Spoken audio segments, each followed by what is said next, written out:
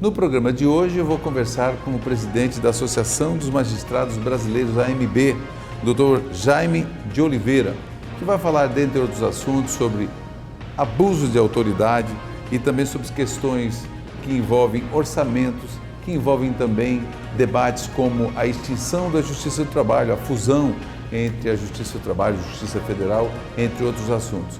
Agora no Justiça e Cidadania.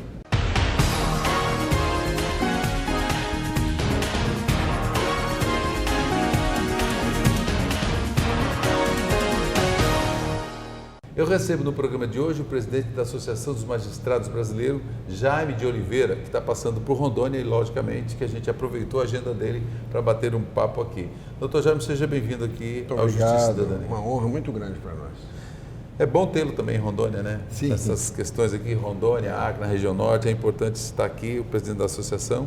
E, na verdade, não é a primeira vez que o presidente da associação passa por aqui, outros já passaram, a gente também bateu um papo e eu aproveito essa oportunidade aqui. Alguns temas que hoje são palpitantes que envolvem a magistratura brasileira, né? E um deles que a gente tem visto muitas discussões é com relação a essa PEC do abuso de autoridade. Como é que a AMB recebeu isso? Como é que está essa discussão a nível nacional? Olha, só a PEC do abuso de autoridade, ela vinha tramitando, essa especificamente que foi aprovada, vinha tramitando há cerca de 2 anos. A AMB, as demais associações, a AMB atuou muito no Senado Federal para modificar o texto dessa PEC e nós tivemos no Senado alguns avanços. Por exemplo, nós conseguimos incluir no texto um artigo que exclui de maneira muito clara a possibilidade de crime de hermenêutica. Nós conseguimos colocar no texto que as figuras, eventualmente, que figurassem na lei, exigiriam um dolo específico, mas nós não conseguimos adequar o texto à maneira como nós entendíamos que era o melhor para uma lei de abuso de autoridade ser aperfeiçoada. Nós tínhamos uma em vigor, temos ainda, porque essa atual está em vacácio, mas nós entendíamos que era sim importante você atualizar, a nossa lei é muito antiga, todavia nós rechaçávamos de maneira muito clara a possibilidade de você intimidar. No nosso ponto de vista, a carreira da magistratura especificamente, com a visão que nós temos da Constituição, não há a falar em crime de abuso de autoridade em matéria jurisdicional. Tão somente se poderia falar isso em matéria administrativa, porque enquanto autora e enquanto responsável por atos administrativos, como qualquer autoridade, você poderia discutir eventual excesso e abuso, porque o abuso acontece no ato da autoridade. Sim. Que é uma figura diferente do ato jurisdicional. Mas não foi isso que aconteceu. O Senado acabou deixando no texto figuras de atos jurisdicionais a caracterizar abuso de autoridade, e esse projeto foi para a Câmara. E ficou ali parado. Nós trabalhamos muito nesse projeto, inclusive segurando a tramitação dele, por entender que ele exigiria melhores adequações. Esperava-se que a Câmara criasse uma comissão especial para debater isso, mas não foi o que aconteceu. De uma hora para outra, em 24 horas, esse projeto foi votado, tal como ele veio do Senado. Aí nós fomos ao presidente da República pedir vetos, a AMB apresentou 13 pedidos de veto. Não foram 11 pedidos de veto, e conseguimos ali 7. Bolsonaro vetou 7 artigos. Todavia, o Congresso, desses 7 de interesse da magistratura, o Congresso manteve apenas 2. Aí nós fomos ao Supremo Tribunal Federal, aguardamos a decisão, está sob a relatoria do ministro Celso de Mello, e nós estamos agora aguardando e trabalhando, estamos buscando pareceres também de juristas para levar ao Supremo Tribunal e procurando mostrar ao Supremo a gravidade dessa situação que é o abuso de autoridade. Agora, na sua avaliação, o que ensejou, quer dizer, trazer esse debate com tanta pressa? Esse projeto ele já nasceu dentro de um contexto político, que é o contexto da Lava Jato. Isso foi muito claro, a imprensa noticiou isso de maneira muito transparente. Então ele já nasce na nossa visão, num jargão aqui mais popular, com um vício de origem, porque ele nasce focado numa determinada situação. Não é um projeto que nasce de um debate próprio do aperfeiçoamento de uma legislação vigente. E toda a tramitação deles só ocorre em momentos de crises institucionais, ou seja, acontece um fato político externo envolvendo algum assunto da República e aí a resposta era um andamento no projeto do abuso de autoridade. Assim como aconteceu com as 10 medidas contra a corrupção, que também tramitavam nesse ambiente de turbulência política. E nós procuramos a Câmara, o Senado, para dizer, olha, não deve ser assim. Mas, todavia, a política tem regras diferentes de funcionamento e o projeto caminhou. Tanto que a última votação, a da apreciação dos vetos, isso que eu estou falando, nós vimos porque os discursos dos parlamentares no dia da votação davam conta de que era uma resposta a uma decisão do ministro do Supremo Tribunal Federal Barroso, ministro Barroso, que tinha determinado uma busca e apreensão no gabinete de um senador. Certo ou errada a decisão, era uma decisão do ministro Supremo, cabe recurso, é assim que funciona a democracia. Todavia, a resposta foi a derrubada de praticamente todos os vetos. E foi muito ruim, porque cria um momento de instabilidade que, no diz respeito à magistratura, que recebe esse projeto como uma verdadeira intimidação e um enfraquecimento do Pacto Federativo. É porque exatamente isso que eu ia comentar, porque isso acaba enfraquecendo um pouco até mesmo a questão da segurança do magistrado. Enfraquece totalmente. Por quê? Porque todas as figuras típicas que nós estamos impugnando são figuras jurisdicionais. É inconcebível que o ato jurisdicional, que o ato de decidir, o ato de julgar, possa ser criminalizado ao argumento de que desbordou da lei. Ora, o fundamento, isso que às vezes aquele que nos assiste precisa entender. Por que se recorre da decisão de um juiz? Quando o juiz dá uma decisão, você recorre ao tribunal, você recorre dizendo o quê? Que a decisão do juiz está errada, porque se ela estiver certa, não teria razão. O remédio é o recurso. O remédio é o recurso. Então eu recorro e digo, olha, o juiz julgou fora da lei, o juiz errou.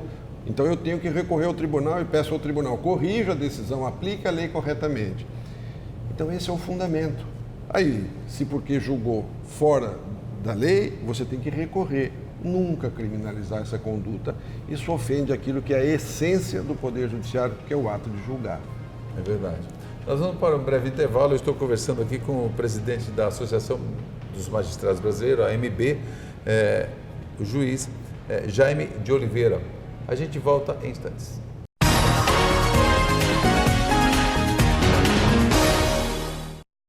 Estamos de volta para o segundo bloco. Eu estou conversando com o presidente da Associação dos Magistrados Brasileiros, a AMB, Jaime de Oliveira. Falamos aqui no primeiro bloco com relação a essa PEC do abuso de autoridade, que ainda tem muito o que render essa discussão, mas vamos um pouquinho mais adiante, porque a gente fala ali da questão da segurança e a questão da liberdade de pensamento e de decisão de magistrados, né, na questão do abuso, mas também a gente vê outras questões que envolvem, vez por outra, a gente vê que os magistrados, nós vamos falar um pouco com relação a próprias, no mar de violências que tem acontecido no Brasil, né, a questão da segurança institucional dos magistrados nessa questão. Olha, como que a AMB tem visto isso? Desde o início da nossa gestão, esse foi um dos temas mais debatidos.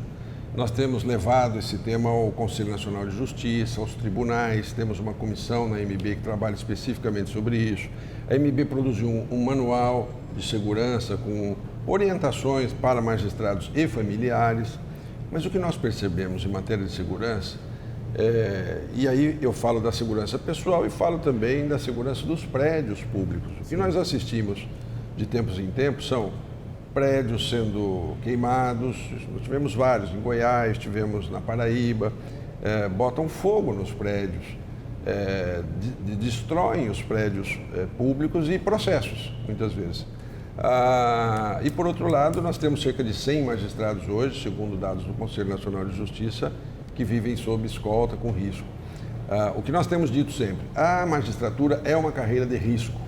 E isso, nós inclusive temos levado essa preocupação ao Congresso e ao Supremo. É uma carreira de risco, ao CNJ também. E tem que ser tratada como uma carreira de risco. Segundo, tem que mudar a cultura. Porque normalmente o tema da segurança, ele só volta a ser debatido quando acontece algum ato, algum fato. Recentemente nós tivemos no Tribunal Federal de São Paulo um atentado contra uma juíza, isso faz dias, semanas. Alguns dias, E aí o tema volta. Quando nós já tivemos juízes que foram assassinados, e nesses momentos o tema volta, e aí se diz que vamos tomar tantas e tantas medidas, mas o fato é que até mesmo o controle de acesso nos prédios públicos do Judiciário ainda não é feito com o rigor necessário, precisa ser feito, né?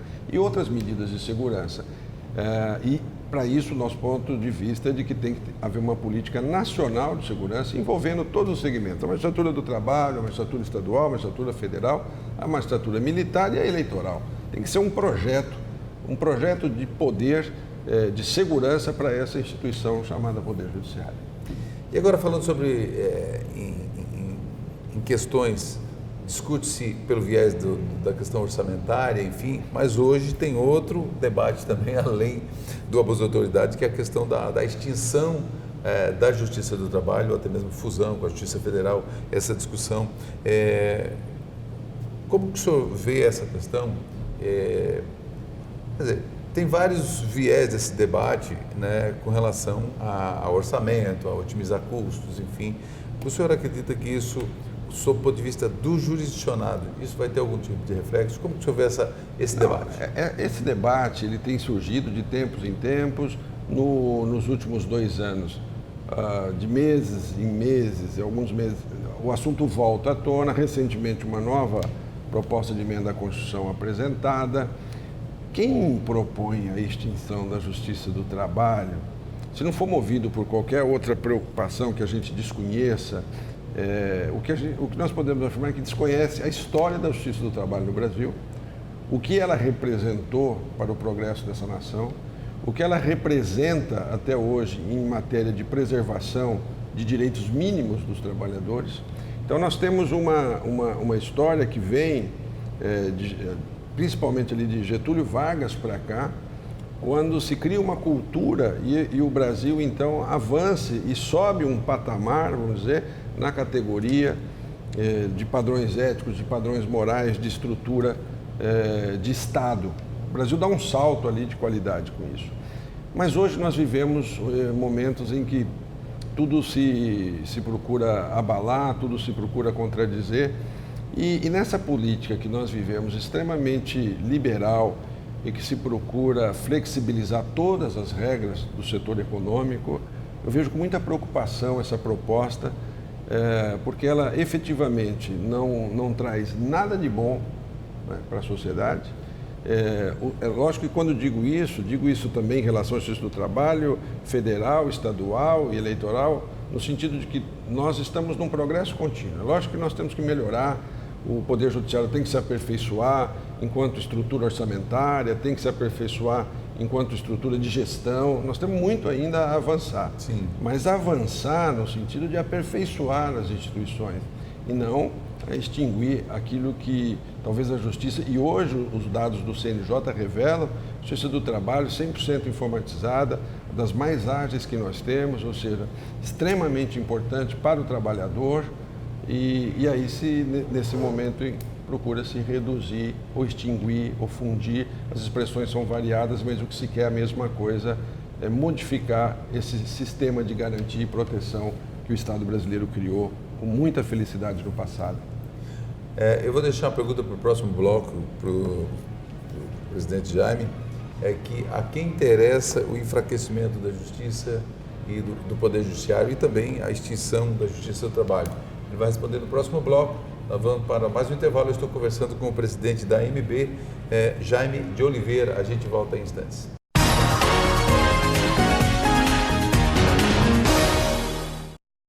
Estamos de volta agora para o terceiro e último bloco. Eu estou conversando com Jaime de Oliveira, que é presidente da Associação dos Magistrados Brasileiros, a AMB. E a pergunta que está no ar para esse último bloco aqui também é com relação a quem interessa, presidente, a extinção, o enfraquecimento do judiciário, enfim, toda essa questão que vai encurtando o orçamento, que vai falando-se em fusão, em extinção, e com relação ao abuso de autoridade, vem algumas questões, é um ingrediente, parece-me que uma coisa corrobora com a outra. A quem interessa isso? Acho que interessa muita gente, mas muito especialmente a quem não tem amor a esse país, a quem não quer ver o Brasil dar esse segundo salto de qualidade, quer também, mais uma vez, dar um salto nos seus padrões éticos, nos seus padrões morais.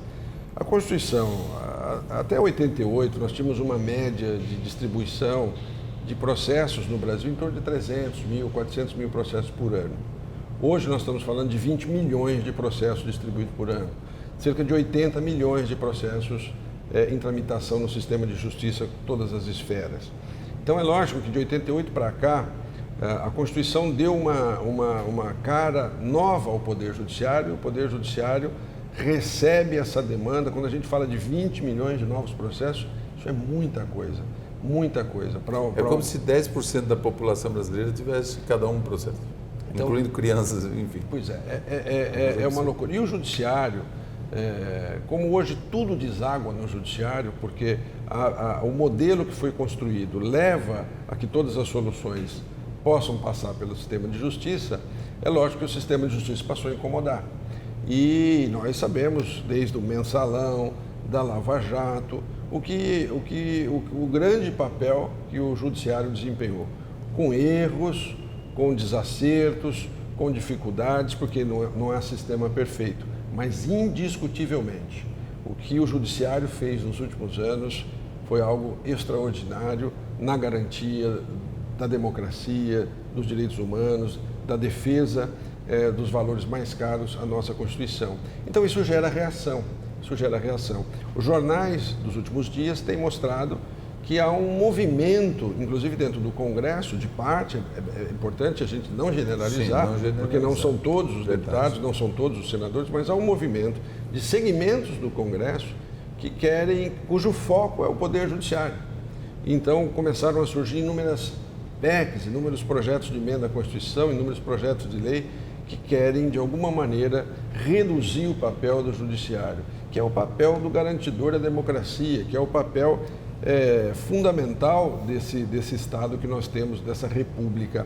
Isso não significa que a gente não possa discutir as instituições, Sim. que você não possa melhorar, modernizar as instituições, mas isso tem que ser um debate equilibrado, não um debate da retaliação, não um debate da intimidação, que é o que muitas vezes está acontecendo, e a AMB se posicionando com as demais associações, a ANAMATRA, a JUF, muitas vezes com associações do Ministério Público na frente associativa. Nós Sim. estamos combatendo isso e tentando trazer um pouco de harmonia a esse debate. É porque não dá para surgir as emendas e os projetos que estavam parados, ele volta quando interessa algum. Quando vem a crise. Quando vem a crise. É muito complicado. Bastante complexo. Mas eu também a gente viu aí uma discussão recente, a entrada de uma assinatura, né, a protocolização de uma PEC, de um projeto 162/2017, que fala sobre a permuta na magistratura estadual. O que vem a ser isso? Esse é um tema muito caro para a magistratura estadual, porque houve também uma mudança no perfil da magistratura. No passado, nós estamos falando de 10 ou 15 anos, os concursos eles eram regionalizados e quem prestava aqueles concursos eram apenas as pessoas daquela região. Isso mudou completamente. Tanto que o CNJ fez uma audiência pública no semestre passado, o Conselho Nacional de Justiça, para discutir a possibilidade de concursos nacionais, ou pelo menos de uma primeira fase, talvez, de um concurso nacional. Como teve na Justiça do Trabalho até. Então, isso já está sendo discutido. O fato é que hoje os juízes, os candidatos prestam concursos nas mais variadas regiões. E surgiu uma demanda dentro das associações, isso faz mais ou menos 5, 6, 7 anos, que possibilitasse a permuta de juízes vinculados a tribunais diferentes. Isso foi tratado no CNJ inicialmente, mas não avançou. O conselheiro alemão, que cuidou com muito carinho desse assunto, trabalhou muito nisso, chegou a preparar uma minuta. E nessa minuta tinha uma série de requisitos. Por exemplo, primeiro você tem que encontrar duas pessoas que queiram de estados diferentes. Um ir para um estado, para aquele mesmo, e o outro voltar para ele. Tem que haver.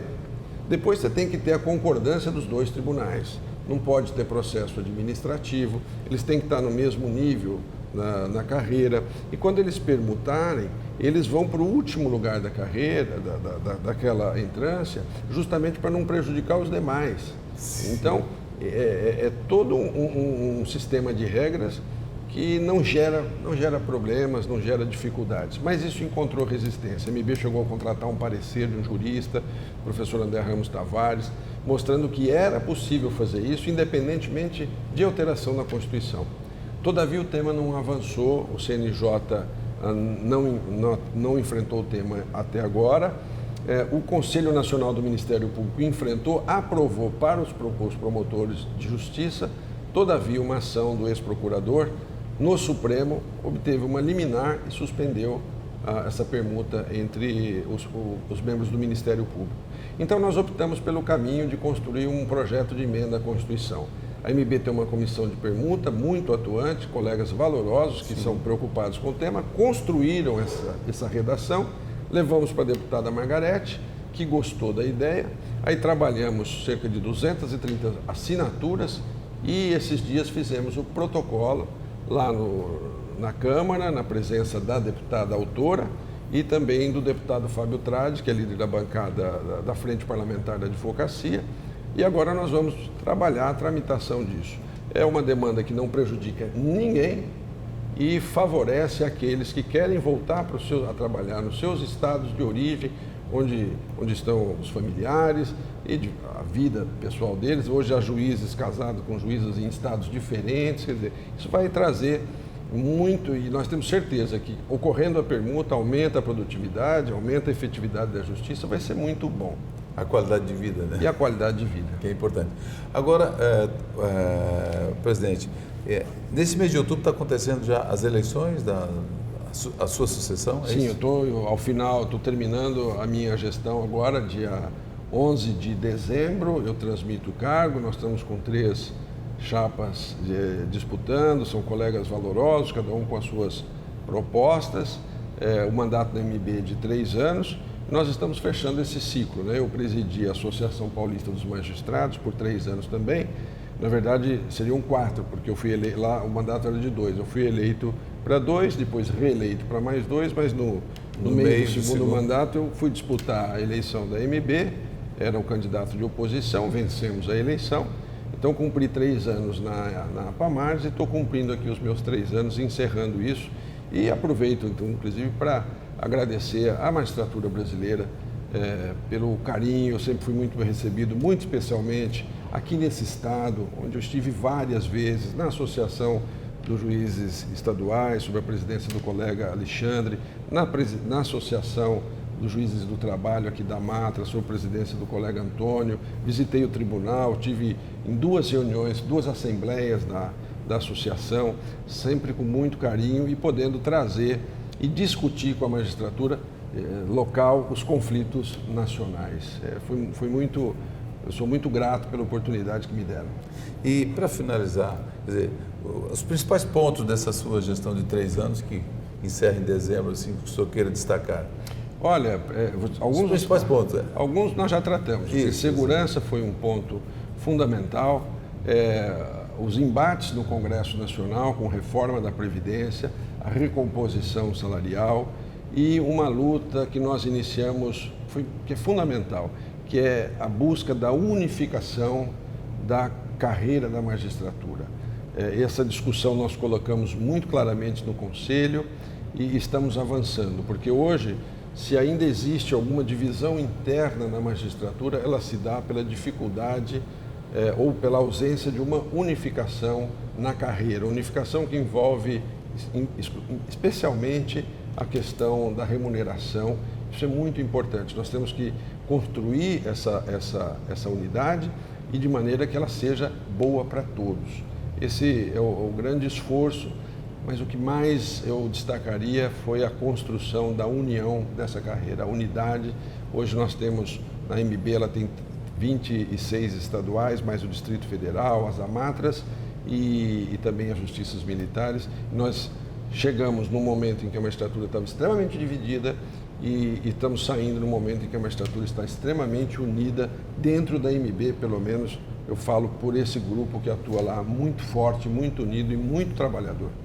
Quero agradecer aqui a sua entrevista ao Justiça Cidadã. Eu que agradeço. Gente, obrigado também pela sua audiência, obrigado aqui ao presidente da Associação dos Magistrados Brasileiros, a ANB, Jaime de Oliveira, e o Justiça e Cidadania fica por aqui. Até o próximo encontro.